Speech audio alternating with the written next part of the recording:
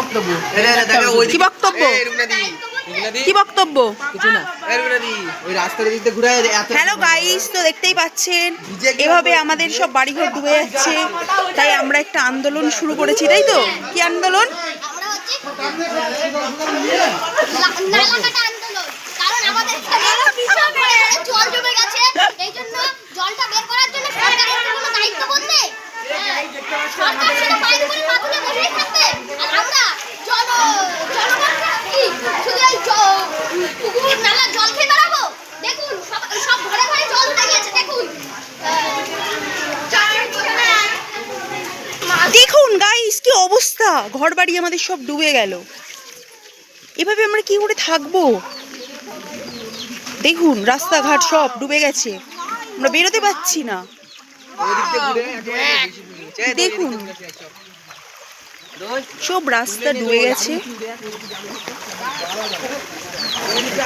এটা হলো আমাদের ক্লাবটাও ডুবে গেছে।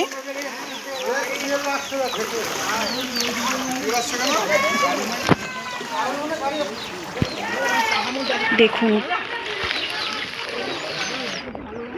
গাইস কি অবস্থা, সব ডুবে গেল।